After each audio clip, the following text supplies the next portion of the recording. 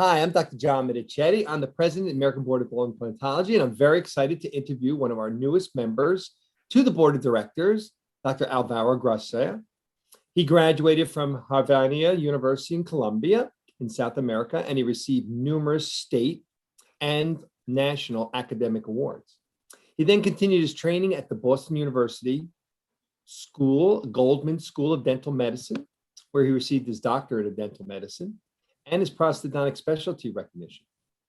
He's the chief clinical officer of a multidisciplinary practice, Advanced Dental Care in Norton, Massachusetts.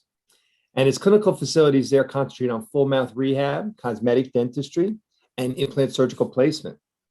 And Dr. Gracia is the Diplomate, of course, of the American Board of Implantology, but he also has membership with the American College of Prosthodontists, the American Academy of Fixed Prosthodontics, the American Academy of Implant Dentistry, the American Dental Association, and the American Academy of Dental Sciences. So I'm very excited to have a conversation with Dr. Gracia tonight and ask him a couple of questions about what's going on with the ABOI. So welcome. Thank you, Dr. John Medicetti. Thank you for having me tonight. For me, it's a pleasure to be able to be part of these questionnaires and trying to see where I'm coming from and where I'm going, being a diplomat. So I would say thank you very much. Thank you for agreeing to talk tonight. So I just had a couple of questions for you. You're one of our new members to the directorship of the American Board of Implantology. And what kind of vision do you have when you think about what our ABOI diplomats might need, and also the applicants that are going to be challenging our examination? Yeah. My vision as a newly selected American Board Oral Implantology Board of Directors, I want to say that I want to represent all the diplomats and applicants to our board meetings and also in all different board positions, to be the voice of the diplomats and as the organization is moving forward. That's great. I know we need some young blood like you. It's good. It's good to have you on board. Trust me, you have great ideas and I know you're committed and hard worker. You always have been in the past. So for those members who don't know you, you're a prosthodontic specialist. So what do you think would be the benefits, or what do you consider benefits of becoming certified with the American Board of Oral Implantology being a prosthodontist? As a benefit of a prosthodontist becoming American Board Oral Implantology Board certified diplomat, as he or she becomes much more knowledgeable and on the surgical process and why decisions are made before any treatment is going to start.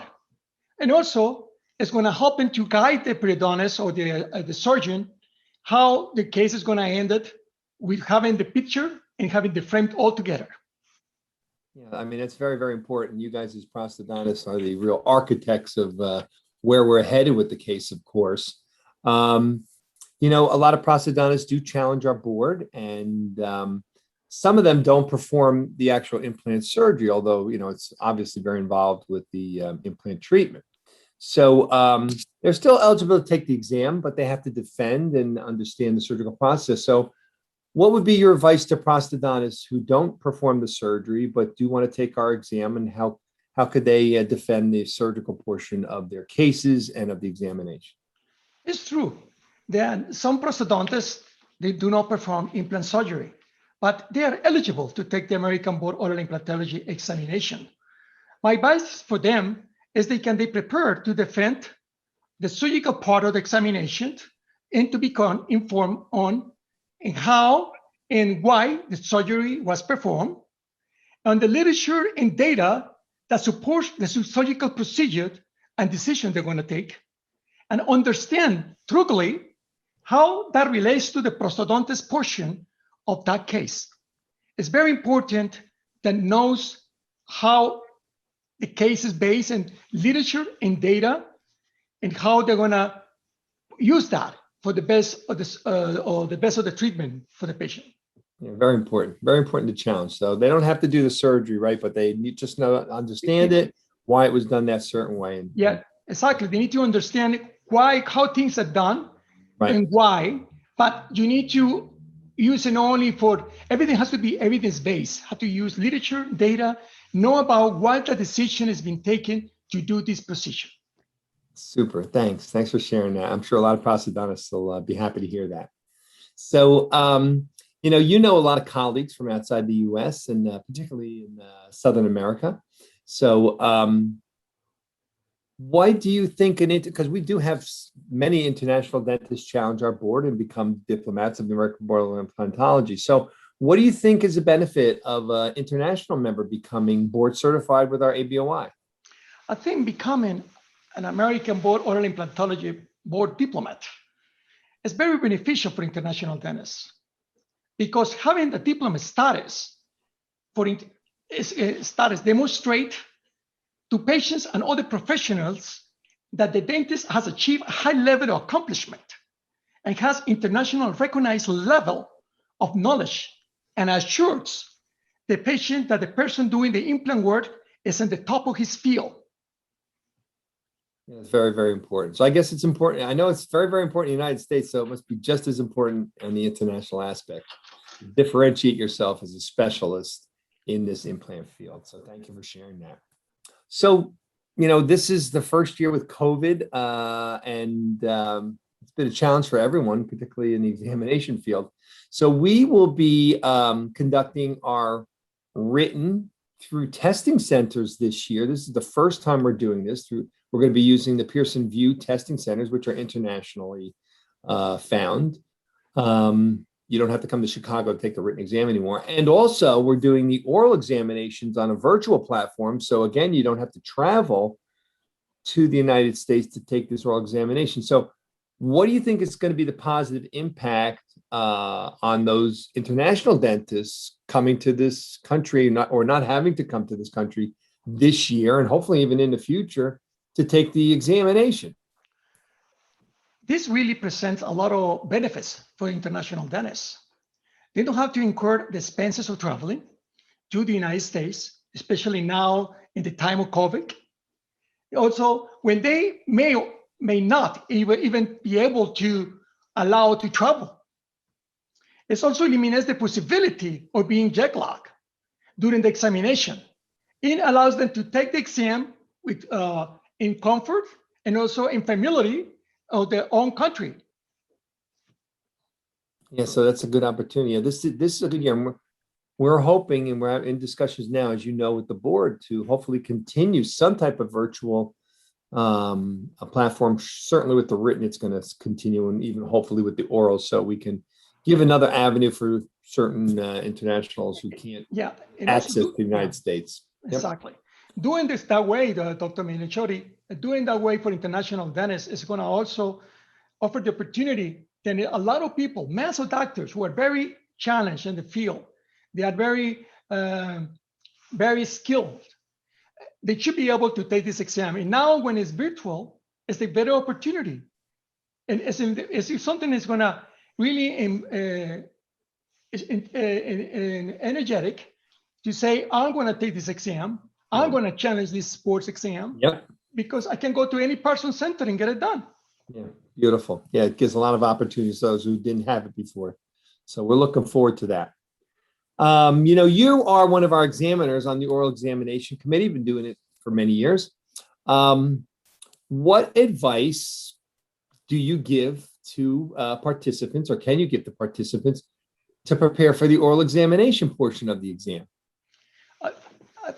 They should be sure that they truly know the treatment and every aspect of the treatment from A to Z, and be ready to explain the data and the literature that supports any decision that was made during the treatment. It's also, I strongly advise them to stick to the treatment or defend the treatment. Some of the questions may be designed to ask the participant why they elect certain treatments, and the applicant may start to question his or her treatment. But really, the person should stick with the treatment and defend it and explain why is the best course of action, why I did this. Yeah, that's very important for when they have their own cases, which we often discuss at the oral examination process. And then also too, we have examination stations. So they need to be familiar with the different disciplines of implant surgery, such as, medical history and how it affects implant treatment, prosthodontic treatment, surgery, and of course, complications. Dr. Minachore, I would say to add a little point is all the candidates, when they present to the exam, they feel we are there to help them. We are not there to fail them. We are holding to guidance to the treatment. You understand why that particular examinee is picked this treatment and how the treatment is going to help the patient, not to harm the patient. Then really we're there to help them. We understand they are nervous, they are excited. Some people have jet lag, but we want to help them. We are there. We are consider us. We are there to help them. That is true. I have another question for you. So I guess this is one of the final questions we got for you. So being board certified with the Diplomate, with the ABOI, personally, and for you and your practice and your professional career, how has it affected you? What positive impact has it had on you and your practice? For me, it provides me with access to a wonderful network of colleagues and professionals who have great skill and reputation in this area. The opportunities for professional development, they are numerous. And also, being a diplomat gives my patients assurance, confidence, and my skills, and help me become more comfortable with choosing me to do the treatment.